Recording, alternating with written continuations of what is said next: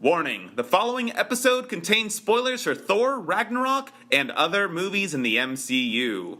So, if you haven't seen Thor Ragnarok, please do not listen to this episode.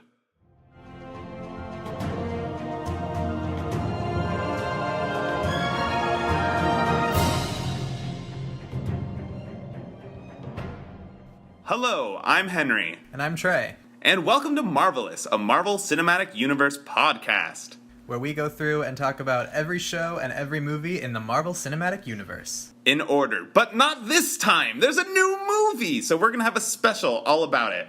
So this is going to be a very special episode. It's different than our normal episodes because it will be not organized and in order like we normally do it. We're just going to talk all our thoughts about Thor Ragnarok right here and right now for your viewing pleasure or listening pleasure, whatever you want. Exactly. So, Trey, did you like the movie? I did. It was a fantastic movie. I liked it quite a lot, too. It was nothing like... It was both like and not like what I expected. I don't know what I expected, but I liked it a lot. Yeah, I see what you mean. From the trailers, I think I expected, like, very comedy-heavy, but I also could see that maybe it would exceed my expectations and not be like, only comedy, which it definitely did, which is good, because I was worried that it would be dumb comedy and have no weight, but it didn't do that, so I'm glad I was wrong. It was way goofier than I expected, though. Like, straight off the bat, it was just absolute chaos and silliness through and through. In a good way, usually. I do not know how it was goofier than what you expected. I don't know what I expected. I didn't watch the trailers for this. I saw half of the first trailer or something like that. So, I don't know. But man, if only this was Thor 2, not Thor 3. I know. This is the sequel we should have gotten originally. Oh my gosh, I'm literally so bummed that we got this fantastic last Thor movie, and, like, in theory at least, this is going to be the final Thor, and I just feel like we've wasted the other opportunities. And I'm like... That's kind of... yeah. We need the stepping stones going, like, showing more of his power and more about Asgard to get to this final great movie, and not just one good movie at the end, now you never get any more. Right? Well, here's the thing. I want to know so much more about this world now. I want a prequel movie about Odin and Hela and the Valkyries. I completely agree. I was thinking the same thing. Oh my god. Yeah, like, Valkyrie was so cool. Hearing about Odin and Hela was super interesting and cool too. But they hardly showed anything about that history of their dark conquest era, which would have been so cool. And I'm holding out on maybe there being a prequel movie in the future, because they've said that Valkyrie is going to be in the movies in the future. And I'm expecting that to be beyond Infinity War. Speaking of which, Valkyrie likely being the new love interest, we have confirmation that Natalie Portman is gone! Yay! Oh my god. Thank God. So, yeah, I'm very glad about that too, though I do wish they'd explained a little more of, like, why they broke up, because they're just like, I broke up with her, no, she broke up with you, that's it. I think the joke is he just, like, never really... whenever he showed up, it was just a fight, and he didn't really care about her that much. So she just, like, fuck it and got over it pretty fast. But the movies weighed so heavily on their romance, I think it needed a little bit more closure. I agree, except for the fact that was the worst part of all of the previous Thor movies. It was. It was so bad. I'm just, like, I don't think it would have hurt, or would have been that hard to give, like, a sentence explanation, though. Yeah. Well, okay. Well, speaking of love interests in female characters, and one character who's missing that really stands out is Sif. Which I am so mad she is not in this movie at all. Literally not even once. And apparently it's because she's too busy filming her own TV show, but really not even a single scene? It was really strange and very noticeable. Because they literally show all the other Warriors 3 just getting killed. And yeah. I mean, okay, so first off, I love how they're killed like fodder. I mean, it's supposed to show how powerful Hela is, but wow, literally no shit's given about them. I know, Thor doesn't even mention them ever. Like, we don't see him being sad about it. It's just like, well, they're dead. We don't have to mention them again. I don't think he knows yet, in theory. Also, all the Asgardians escaping on one spaceship is kind of weird. And well, clearly that's all that was left after Hela's reign. That is true. I guess a lot of them died. But yeah, it is... I don't know. It's very noticeable that Sif is gone, and I'm not really sure if the movie's trying to be like, well, see, we just assume that she was killed too, or if... I don't think so. Okay. I'm like confident they will bring her back, or else they would have had her come in for literally one scene to kill her off. Because think about it, the other Warriors 3, except for the Asian guy, were in it for like 5 seconds each. Hela just threw like some daggers into their chest, or she stabbed them like 5 times each. Yeah, I know. I love her just like continuously shooting magic blades into people. It's great. Yeah, I wasn't quite certain what her powers are. She seems to just be able to create any type of weapon, like, out of nothing. Yeah, that's one of my issues with Hela, is I wish she fought and we got to see her fight more. Yeah, well, we didn't see her fight quite a bit. Yeah, the problem is with Hela is literally no one stood a chance against her except for Thor. So I don't know. I just wish we got to see more, even though I don't know what that would have been. Like, I'm not like upset. It's just she's cool, and I don't like that she's already gone. Well, she might not be, to be honest. True. That's true. I feel like if they're smart at all, they'll bring her back. But at the same time, considering how hard she was to beat and they had to cause like an apocalypse, I don't know, maybe bringing her back would be kind of ridiculous. Speaking of which, bringing all the Asgardians to Earth, I don't think they'd be that welcoming. Why? Because, well, I don't know. Just, it would be an invasion of these super powerful aliens. And possibly Loki coming too. Yeah, I mean, I feel like we're missing a crucial piece of information, like, do any of the other Asgardians have powers, or is it just the royal family? Because we don't... I'm pretty sure... Sorry. Go ahead. I was just going to say, I'm pretty sure on average Asgardians are far stronger than Earthlings, and I'm pretty sure they all live to be thousands of years old. Right, but... like, all the royal family is like, the god of death, the god of thunder, Loki's the god of mischief. Like, they all have magical powers. Yeah, I guess. So I don't know. But, there's Heimdall. Yeah, exactly. So do all Asgardians have powers? I think it's like having superheroes on Earth, where not all of them do, but they are more likely to, and they... At base level, all Asgardians are superheroes compared to Earthlings. That is my guess.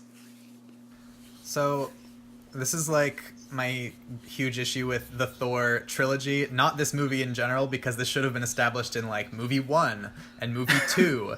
But we don't know anything about Asgard, and that's something we really need to know. Like, do all these people have powers? How do all of the... like, where does the magic come from? They said that Thor's and Hela's comes from the planet Asgard.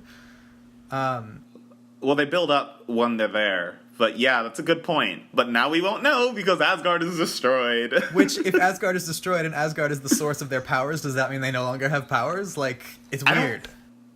I don't think so.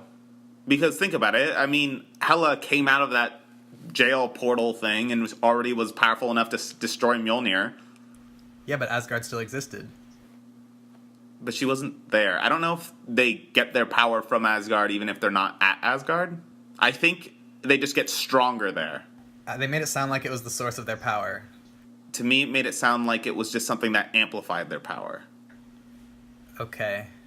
I mean, think about it. At the beginning of this movie, Thor said he was, like, just traveling around for 2 years through, like, alien planet to alien planet. He didn't go back to Asgard the entire time. And he didn't seem to be getting weaker. But I guess Asgard still existed, so could it still been his source of power? I don't know. I don't know. A typical issue for Thor is that I don't feel like I have all the information. Yep. But it's silly and... whatever. Thor does what Thor does. This movie should have been what we've had all along, and I'm so sad that we didn't. Yeah, I think what really helped open up the possibility for this movie really was Guardians, though. Since this was also like the Guardians 2 we should have had. How so? It feels a lot like Guardians, and it's better than Guardians 2, in my opinion. Right, but how is this what Guardians 2 should have been? I would have liked if Guardians 2 was more like this, just a romp, just chasing around people all around other planets rather than getting stuck on Ego for the whole movie. Well, the second third of the movie. Or second half of the movie. I think Guardians 2 could have been a lot better in general, though I guess I'm not really sure about the through line with it should have been like this movie. But yeah, sure, I don't know. This wasn't really a very strong opinion. I just thought this movie is a lot like Guardians, and in a good way. That's the interesting thing. From the trailers, I thought it looked a lot like Guardians, but actually watching the movie, I was like, this didn't really feel like Guardians to me. Okay, I am saying that in the sense of Guardians really opened the space side of the Marvel Cinematic Universe, and this is the first time a character other than the Guardians have explored the space side. That's fair. That's what I'm feeling, I guess. And I really like the idea of more characters exploring this side of the universe, which I think is going to be a really big thing in Phase 4. Yeah, they have talked about that, so I think it will be. Yeah. Which is really cool because they have a ton of areas to go with that. Oh, yeah. Literally all of the universe. Yeah. So I just want to talk about the beginning of the movie, I guess. Yeah, I was going to say that too. So it was weird because, like, this movie was so good, but when it started, I felt so, like, it was kind of jarring because Thor's character is so different from what we've seen of him. How so? He, like, in the past, what we've seen is, like, I'm like a warrior brute, and, like, he didn't seem that smart or clever, like, quick-witted or anything like that, and then this movie opens and everything is like, oh, like, I'm making fun of you, I'm making jokes, I'm super clever and quippy, and throughout the whole movie he was so much smarter than we've ever seen him be, which was really cool to see, and it's more like, it's probably more a criticism of the previous movies for not being that, but it felt like a different character to me. I do remember some people complaining when seeing the trailers about Thor sounding different in this movie. And the explanation that I've heard of why he sounds different and why he acts more like this is because he's just spent, I don't know what the timeline right now, like 8 years dealing with Earthlings all the time. Because they also implied in Ultron that Thor had helped the Avengers a lot during that time. So he spent a lot of time on Earth. Yeah, they said that. I'm still really unclear how much time passed on Earth, because the whole 8 years thing, like, how many years was he on Earth? I mean, I think he just popped in and out. But it doesn't seem like it would be more than 2 years. That's a lot of time. And they're like his new buddies and new friends. For him to change his speech patterns from 1800 years. I don't know. It's odd, but it worked well. Once I got used to it, I liked it a lot. So are you just talking about his speech, or are you talking about his wit? Both. And his cleverness, okay. I think the cleverness has shown a little bit through his other movies, like a tiny bit, but the wit and the way he talks is different, but I don't mind. Okay. Yeah, I mean, I definitely liked it, and I liked this movie more. It was like just the opening scene that I felt like jarred, like, wait, what? This is like a totally different character. When he was making fun of Sartor. Whatever. Also, when he was spinning around in the chains, it was like a little bit... This is why I was saying too goofy before. It's starting the movie with a scene like that where he kept getting spun around was a little too silly for me. If that scene wasn't there, I probably wouldn't be feeling like that. But it just got me off to a slightly rocky start. but then it quickly proved itself to be fine. So, I don't know if it's just the opening scene that jarred us both, or if we just got used to it after the opening scene. You could be right. Because, I mean, right after this whole scene with Surtur and escaping and getting chased by a dragon, we're introduced to, what's his name again? Scourge, and him telling him about all of his silly prizes that he got from the other realms, like his AK-47s or whatever they are, his machine guns. So are we supposed to assume that Heimdall is on the run because he knew that it was Loki? I don't know if it's because he knew it was Loki. Well, probably. But Loki just exiled him. Okay. So we're just going with, like, he just said he's a traitor and moving on. Yeah, I think so. But I like that that Loki has that play in his honor with freaking Matt Damon being Loki. I know. That was, yeah. Speaking of, I remember what's his face, the singer that appeared in Game of Thrones, and some people were like complaining online, like, "Oh my god, this singer in Game of Thrones took me out of it." Matt Damon being Loki in the play about the fake play in the movie was hilarious. It was hilarious, yes. Also, apparently Thor was Chris Hemsworth's little brother. I don't remember his name. I know he's in other stuff though. That was not Liam Hemsworth. He has two brothers. I don't know which one it is. Well, his other brother's older. Okay, the other brother then. Okay. I think his name is Luke Hemsworth. I don't know. Who cares? I care. Cool. That play was ridiculous. That scene went on for a while. I know. Which, it was funny, though. I guess they probably could have used the time for other stuff, but whatever. Yeah, you'd think the Asgardians would kind of be figuring out what's going on, because Odin is never this silly. Yeah, you would think. But again, we don't know much about Asgard. It was Loki, the dying hero's last wish, though, to be remembered and to have a statue in his honor. Yes. Yeah. I loved how Thor forced Loki to reveal himself, though, by throwing the hammer and pulling it back straight at his head. Yeah.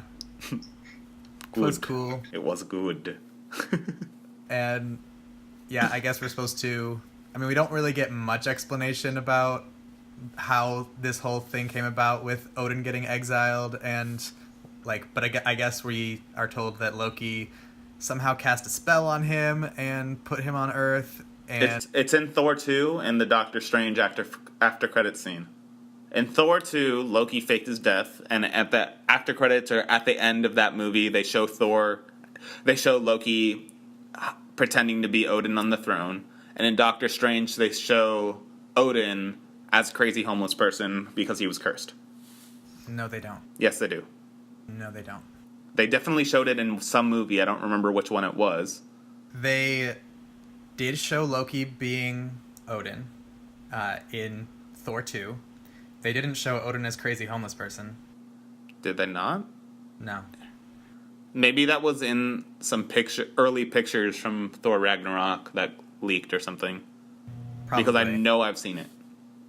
But that's not what I'm talking about anyway. I'm talking about, how it was that Loki overthrew Odin, banished him to Earth, put a spell on him, and just, convinced him to be someone else for a while so he could take the throne. We don't see any of that. We just get some allusions to, okay, I guess Loki did this. So, Yep. yeah. He is the god of trickery. He does do his tricks. But Odin is very strong, and it seems weird that it would work on him. Yeah. I mean, yeah, it is strange. Doctor Strange. Oh my god. That whole scene... That was another scene where it's a little excessive, but it was also great how strange Doctor Strange was. And I personally thought Doctor Strange was way better here than in his own movie. Why do you think that? Well, for one, he was confidently in control of his powers, and I thought the effects were really well done. And I just like to see him in action as a matured hero or character rather than his origin story. I mean, that makes sense. Though I don't know. That's not really a fault of the origin story. that's just like, well, now he's matured, so you like seeing that he's actually good at magic now. Yeah, I just liked the personality and vibe he gave off of being the guardian who's in absolute control. Like, he dealt with Loki like he was nothing. Could you imagine if he was around during the time of Avengers 1? No, I can't. No Loki. It definitely opens up a huge doorway. Okay, so Doctor Strange took place after Avengers 2, I think. It honestly probably took place during. It probably started before and ended after. Okay. Yeah, because Doctor Strange pretty much needs to be known at this point if he's intercepting Loki and doing all this stuff to protect Earth. It's like, okay, you definitely would interact with the Avengers at this point, so yeah. I've been falling for 30 minutes! Yeah. Oh my god. Yeah, I love seeing Doctor Strange deal with Loki like he's nothing. That's super cool. Yeah, it was. Though I would have liked to see Loki and him actually have a little magic fight. Instead of just Doctor Strange shooting them off to Norway. I agree, that would have been cool. That would have been weird, too, because Loki's magic is more like illusions and stuff, and Doctor Strange is like, I don't know, it's a different type of magic. Well, yeah, but that's why it would have been nice to see Loki truly being outclassed. I mean, we did see him being truly outclassed. I agree. But it would have been cool to see a tiny bit more. Yes, it would. Yeah. Which, I mean, I guess we could just talk about how Thor outsmarts Loki every time in this movie. Yeah, because I like that Loki tried the exact same trick, and Thor's like, dude, I know what you're doing now. Yeah, I mean, I really like that in this movie just because we've been outsmarted by Loki so many times that it's pretty old at this point. Though, this is, again, like, showing Thor being way more clever than he's ever been before. I mean, Loki has done the same things each time, so it's just Thor being used to it. I like that all through this movie, Thor's really, really adjusting to his role as the leader of Asgard and the God of Thunder. Yeah. And scenes like this help show that. Him wisening up that Loki shows that he's really grown to fit the role and understands everything better. He has matured. Indeed. Loki, though, I don't know. I'm like, what is wrong with you? Like, he's just the same and just has to constantly want to betray everyone. It's just a lot. What are you talking about? Look at the end. He helped. Yeah, but I don't know. I don't buy it. I think it's... Okay. From the beginning, Loki's entire drive was to prove to their family, to their father, that he was better than Thor. And he didn't hate Asgard or anything. He wanted to lead Asgard, but he wanted to lead Asgard as a worthy successor. So, now that their parents are both dead, now that he has been ousted as a public menace, he no longer can achieve his dreams. No one would trust him in Asgard anymore. He has no one to prove himself to other than Thor himself. He still is an Asgardian and still wants the love of his remaining family. But you realize that he betrayed Thor after all of that? Oh, wait, sorry. You're talking about Loki trying to recapture Thor. Yes.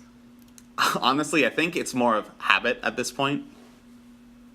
Yeah, exactly.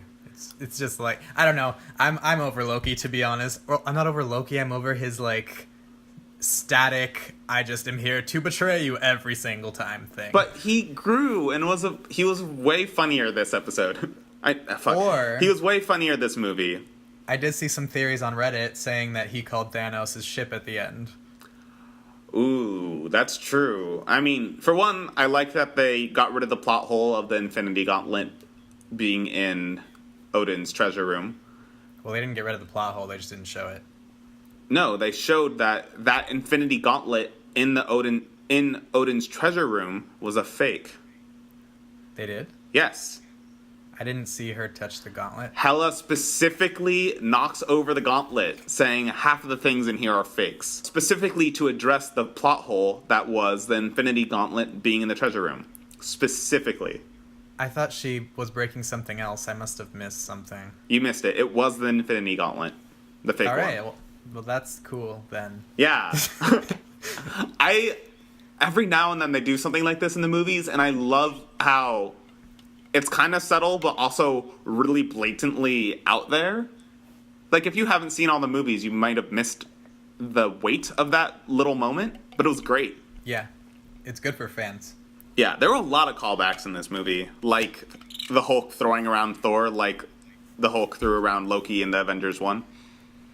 Oh my gosh, that was great. And showing Loki's face every time and, like, his reactions. He was so happy. Yeah. Now you know how it feels. That whole fight between Thor and Hulk was way cooler than I expected it to be. I didn't think Me Thor would too. hold his own as well as he did. Okay, from the trailer, I was like, ugh, really? I don't care about seeing them fight. This is, like, sounds like some stupid thing that, I don't know, a lot of guys would be into, but it's just, like, pointless violence. And then in the actual movie, I'm like, wow, this is so cool. Yeah, because for one, like, yeah, we never get, or we rarely get to see the Hulk and Thor go all out. I So know. this was super cool, especially because it was the first instance of Thor unlocking his true powers of the God of Thunder. That, and I can't believe that he can actually beat Hulk. Oh yeah, he would have won. I know. That's I was not amazing. expecting that. Yeah. That's part of why I thought this fight would be dumb, because I'm like, it's just, I don't know, like, Hulk is invincible. Yeah, Hulk's just gonna, like, crush Thor, that's it. No, Thor would have crushed the Hulk, that's amazing. Oh, speaking of callbacks, him trying to do the Black Widow's line I know. to settle down the Hulk was so funny. Yeah. And He did it so much, too. oh, so great. Oh yeah, he kept doing it the whole time that they were in the, like, trying to escape. And Mark Ruffalo was just like, dude, stop. Yeah. I am right to be freaked out right now. I don't know where I've been for the past 2 years, and you've been telling me I'm on a fucking alien planet. This definitely unlocks a lot of questions for Hulk's evolution, too, like, because we're seeing now that, like, Banner wasn't even present in this Hulk. Hulk became his own persona. Or Hulk just took over, and he just, like, was faded in the background. Yeah, but he had no memories of it. Like, normally he remembers what's happening when he's the Hulk. It's just, like, it's different. Does he remember? I thought he, like, remembers, like, moments, but not, like, a clear image of what happened. Like, it's like a ragey fog. Yeah, he says it's like being on drugs or something, where his brain's just, like, so overloaded, but he's still there. I wouldn't trust anything that's said in his movie. That's basically not a canon movie.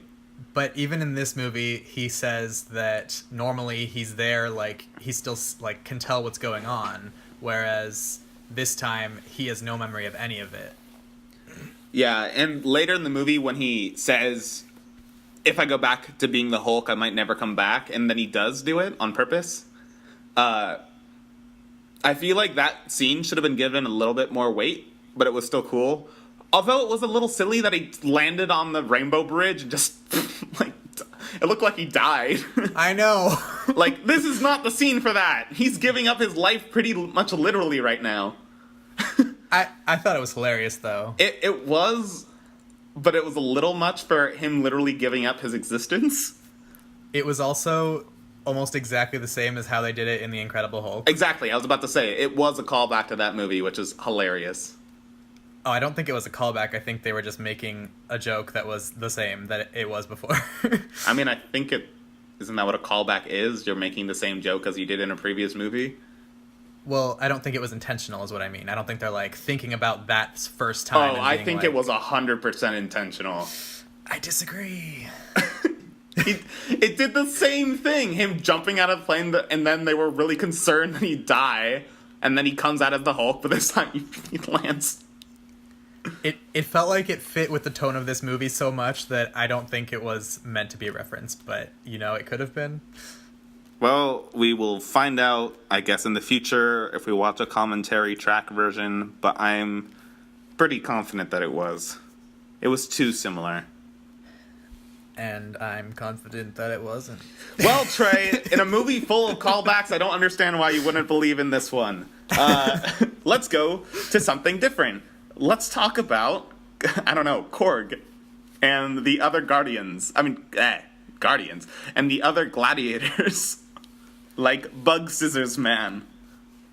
I like Bug Scissors Man. He is a bug with scissors for hands. Yeah. Rock, paper, scissors. Oh my gosh, yeah. So, was the rock guy Taika Waititi? Apparently he did the motion capture for it. Oh, he wasn't the voice? I have no idea. Okay.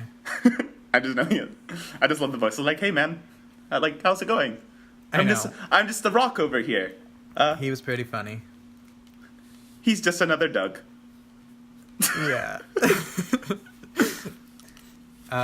Also, I don't know. I feel like... So, normally I don't agree with you that trailers ruin things, but this time I actually feel like the trailer ruined things.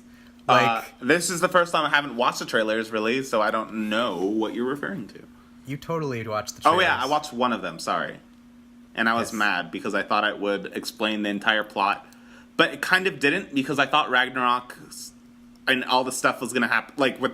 I thought Asgard burning to the ground was the beginning of the movie, not the end, which I liked.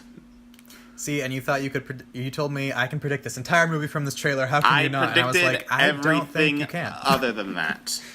Because they showed Hela taking over, and then they showed the flames, so I thought they were connected. Okay. Yeah, I'm mostly talking about some of the moments that would have been, like, huge deals if they weren't in the trailer. Like, Hela breaking his hammer.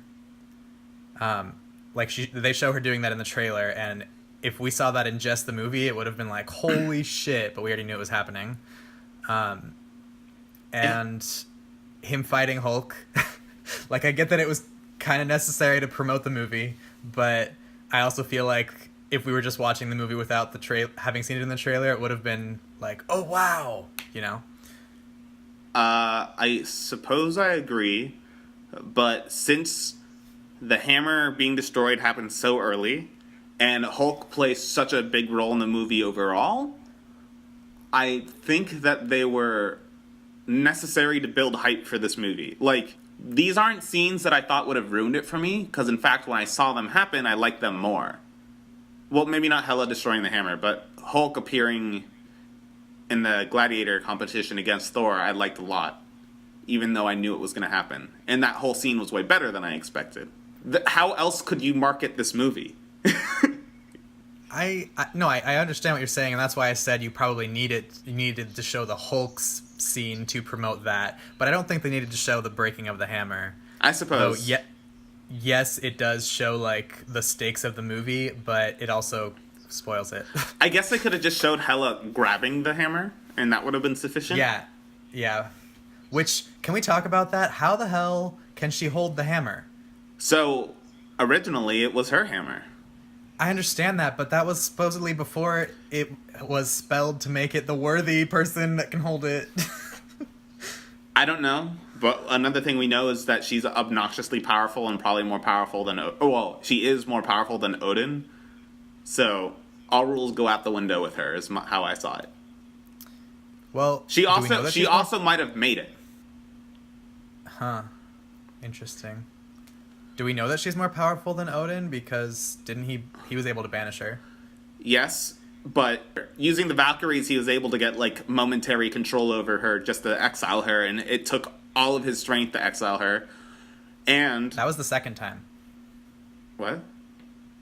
Didn't they say that Hela was breaking loose from her dimension, so Odin had to summon the Valkyries? I don't think so. I thought it said that it was the second time. I don't think there was a second time. I think it was to start the first time. I guess I will have to rewatch it and see. Yeah, same. Either way, Odin says Thor is more powerful than him, and Thor says that she's more powerful than him, So, if Hela's more powerful than Thor and Thor's more powerful than Odin, Hela's more powerful than Odin. Also, if Odin was more powerful than Hela, he wouldn't have exiled her, he would have killed her. I guess. This movie also showed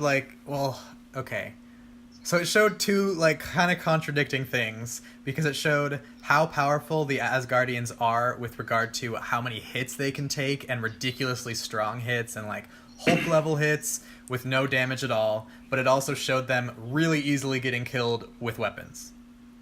I mean, if the people that are that strong are using those weapons, their blows are going to be that strong. And taking a punch isn't the same thing as being stabbed with a blade. It seems like it would it would affect the other, though. If you're that strong that you can take that much of a punch, wouldn't it, a blade, I don't know, be hard to pierce your skin? Isn't that why people with super strength often can't be stabbed? Sometimes the rules of the Asgardians are loose and not well understood. Yeah. As per usual. Yeah. It would be really cool to see Luke Cage in this situation, to see if he could resist their blows. I mean, he'd probably get killed just by the brute force, but I don't know if he would be opened via blade. Well, he couldn't be opened by a blade, could he? I don't know. If it was an Asgardian's weapon, maybe. Hela's summoned weapons. Perhaps. Oh yeah, there was that alien shrapnel that could cut him. It didn't cut him, it drilled into him. Can we not talk about that right now? Yes. I have many things to say about that when we eventually get the Luke Cage. Where to next? Valkyrie! She was cool! Valkyrie. I love how they introduced her. Before we actually talk about Valkyrie herself, in that place where she comes in, I was really confused what that was. It was like a junkyard for the Rainbow Bridge? I think it was a junkyard for everywhere. Sakaar is like a nexus of tons of wormholes all over the universe where people just throw their garbage into these wormholes to get rid of it. So are you just saying this is all the wormholes? Yeah. I don't think this is because of the Rainbow Bridge. I think this is just a place that exists. And various wormholes are permanently there. But falling out of but then is the Rainbow Bridge a wormhole? Probably. It's the only way it really makes sense. They just they just happened to fall at the same location. One thing that I'm curious about is how Loki and Thor both ended up there, since they fell a minute apart. And if you're traveling at that speed, that should be so far apart from each other. They didn't both end up there. Yes, they did. Loki wasn't in the junkyard. Yeah, they landed on the same planet. The junkyard is on the planet. Are you sure? 100%. Think about the end credit scene with the Grand Master popping out of his spaceship in the junkyard. And he's like, well, that was a good revolution. I guess it was a tie. That was the junkyard on the same planet. Okay. Think of this, Sakaar is like a planet of no escape. Everyone just gets stuck here. And so people throw their trash into it because it's a place to throw trash. And sometimes people wander into it. And sometimes if they look like strong fighters, they're thrown into the arena. I'm going to have to rewatch this movie. Oh, yes. I want to as well. It's so jam-packed with so many details that... Yeah, I don't know. Yeah. And the pace is so quick that it's you have to be there every step of the way. Yeah, no kidding. Jeez, it literally is a non-stop ride. Which I do want to say, though, okay, so this movie was fantastic. The whole thing, I'm just wow, that was so good. But it felt like it still feels like it's not over. I don't know if you understand what I mean, but... It feels like there should be more of it, a part 2 or another 10 to 20 minutes of And it's a long movie too, and it's so fast paced. Could you imagine everything that if they kept in everything and didn't cut it, it would have been a 4-hour long movie. Honestly, I want that. I do 'cause too. I think there are some things that needed to be fleshed out a little bit more, like the ending for me. So, well, let's just talk about the ending. The first after credit scene with Thanos' ship popping up? No. The actual destruction of Asgard. Sure, yeah. So, like, the entire movie, I thought the jokes were completely well placed, and they actually balanced humor and seriousness, like, really well. The only complaint I have is this end scene. Not end credit scene, but, like, the end scene with of Surtur Asgard being destroying destroyed. Asgard? Yes, because that, like, they needed to let that resonate a little bit more. No, I loved that. That Surtur, like, the giant, the size of a mountain fire demon from the very beginning of the movie is like, ha, finally, I will destroy Asgard! Ha ha ha! Literally no one's there. I love that. I'm not talking about that. What part? I'm talking about when they're on the ship and all of Asgard is completely obliterated and their home is, like, lost, and they make a joke, or they have the Rock dude making jokes, and I just feel like it cheapens the moment when it should have, like, this emotional weight behind it. And that's the one time that I feel like it was a little cheapened. It was a with little the weird jokes. with Korg, but I did like all the rock, paper, scissors jokes of Korg the Rock accidentally stepped on scissors, bugged the scissors. Yes. But it shouldn't have again, happened there. No. I mean, that was kind of after it. I thought that... It was more like when Asgard was being destroyed, Korg is making a joke. Oh, when he's like, oh yeah, it's fine. You guys can go back. Oh, nope, no more Asgard. Yeah. As long as the foundations are still strong. Yeah, that was a little weird. And they don't really give you any time to absorb, like, oh shit, all these people just lost their home. They make, like, one sentence about it, and they're like, okay, where to next? Well, I really do like that all of the people are following Thor very strong. Like, they all accept Thor as their king. And will accept whatever he says is the right path, and will follow him to the ends of the universe quite literally right now. Which, yeah, and I have no problem with that. I do agree that I wish this scene got a little bit more weight, but I thought I like that part at least. Yes. I feel like movies generally give you a little more time after this. Like, the ending felt very quick. It was like, okay, Ragnarok's happening, Hela's supposedly dead, planet's destroyed, where to next? The end. Yeah, I think that might, again, just be part of the problem of the movie was already too long, and it was so fast-paced. It was so fast-paced. Every second of this movie was used so well. Except for maybe Thor spinning around a little bit too much in the beginning.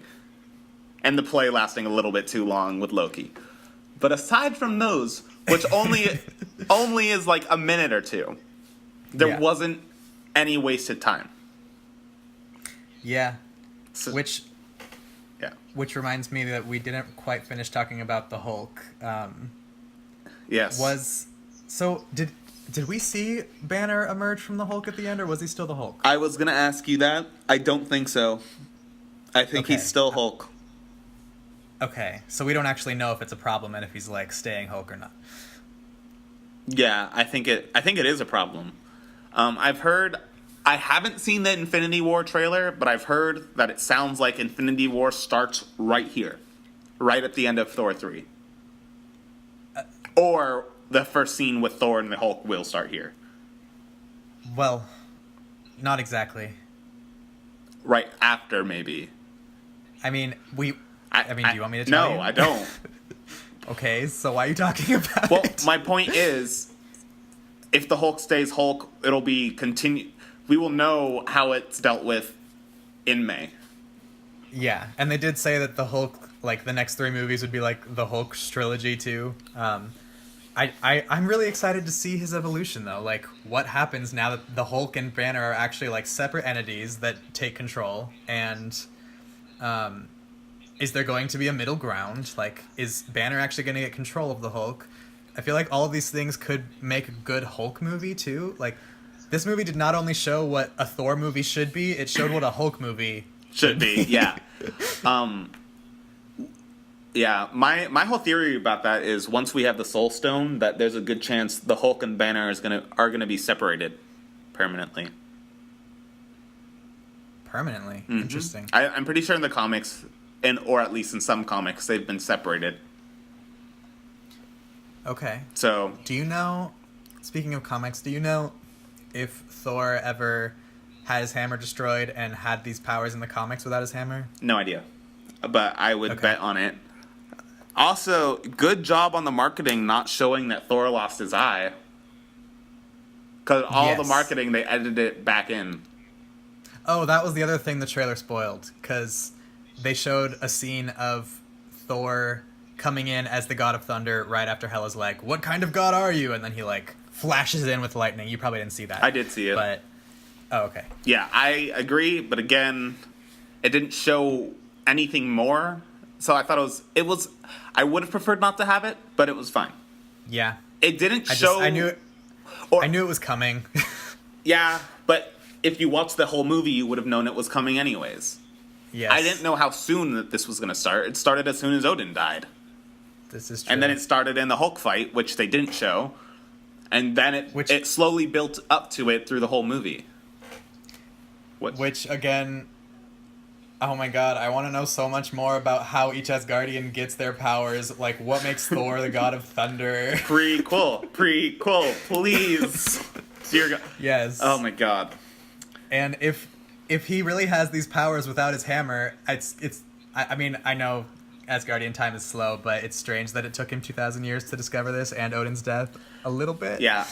I thought he was gonna. My guess was that when he figured out that he was the god of thunder or whatever, when he got power over lightning, Mjolnir would like resummon or reform to him. Like all the pieces would come back and reform in the Mjolnir. I was surprised when it didn't come back, but him fighting with lightning in the end was super cool, and I didn't care at that point. So cool. Oh my god.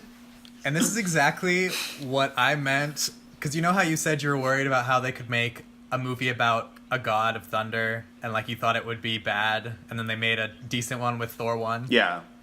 This is what I expected from a Thor, or what I thought a Thor movie could be, which is why I've always been like, they could have so much potential. Yeah. Holy crap. Well, okay, because to me, once we saw Thor 1, I'm like, oh yeah, it makes sense. He's just a legend. These are his actual powers. They're not as extreme as him literally being a god of thunder. But seeing him in this movie, holy crap. Yeah. So, we went on a tangent instead of going about and talking about the Valkyrie. Yes. She was cool. I love how she was introduced as a drunk, and then also when she took over her ship's cannons with her arms. Just everything about that introduction was perfect. Also, I mean, pretty much everything with her character in this movie was perfect. Yeah, I like her origin. I like her abilities. I like her personality. It's great. And they did a great job of making a strong female character in a Thor movie and not reducing her to a love interest right away. Yeah. Speaking of which, the game and Grandmaster's salty assistant is hilarious. Yeah. She hates her so much. Yeah. It was funny. I do wish the Valkyrie had a little more impact in the final fight. We did have the problem of hordes of zombies instead of Hela doing more herself. But true, yeah. Whatever. Which the final fight, I think, probably could have been more, like, between Hela and Thor. Like, that's when I think we could have seen more of Hela, because she slaughtered the entire Asgardian army super easily, and I feel like that final fight with her should have been a little crazier. That fight was cool, though. Yeah. Fenris vs. Hulk was also kind of underwhelming. I wanted to see more. It also What's Hulk? Fenris, the wolf.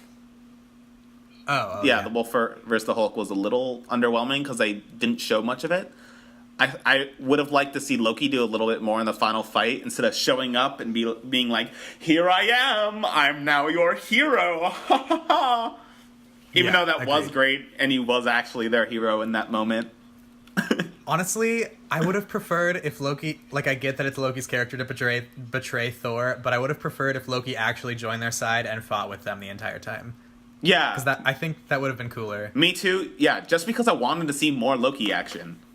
Exactly. And not just him being the betrayer. Yeah. And also, again, I really wish Sif was a member of the Revengers. I know. Okay. God, where is she? I don't know, but we can talk about how cool Heimdall was in this whole movie. I'm so glad, or just really quick, I'm so glad we talked about how awesome he was in Thor 1, because in Thor 3, he was still so awesome. He was really cool. However, based on what I saw from the trailer, to be honest, I expected him to be in this movie a lot more. More? He was in it a lot. Not really. Almost every scene on Asgard, without Hela just taking over, was about him. I think it's just the whole, like, so much was happening in the movie, but I guess I thought he would be more, like, a central part of Thor's team and doing things with Thor instead of just, like, you know. Yeah, well, I liked it a lot. Also, it was really cool how he was able to share his vision with Thor. I didn't know that was an ability he had, and that whole scene was really cool. Yep. I can't stress enough how much I want explanations for powers. He's so cool!